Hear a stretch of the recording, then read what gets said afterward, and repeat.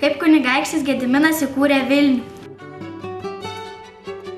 Didysis kunigaikštis Gediminas išjojo už 4 mylių nuo Trakų medžioti.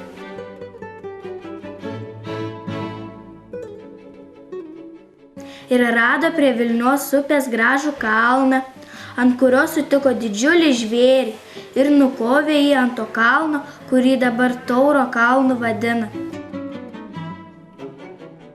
Buvo labai vėlu į Trakus joti ir sustojo Šventaragės slėnyje, kur mirusius lietuvių kunigaikščius degindavo ir nakvojo tenai.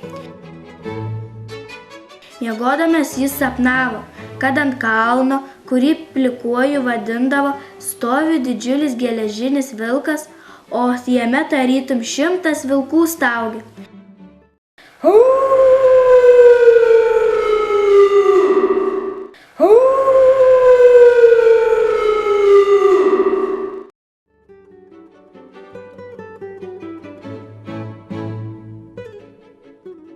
Kunigaikštis pabudo iš miego ir sako savo žyniui, vardu Lizdeika.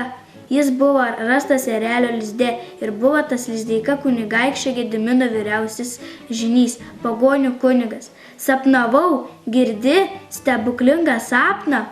Ir apsakė jam viską, ką matė sapne. Tas Lizdeika sako, šviesiausiasis kunigaikšti, geležinis vilkas reiškia, kad čia bus sostinės miestas, o kad jo viduje staugia, tai jo garbė sklis po visą pasaulį.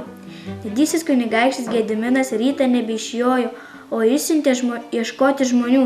Jis įkūrė vieną pilį žemutinę Šventaragyje, o kitą ant Plikojo kalno ir pavadino tą miestą Vilniumi. Pastatęs miestą perkėlė savo sostinę iš Trakų į Vilnių.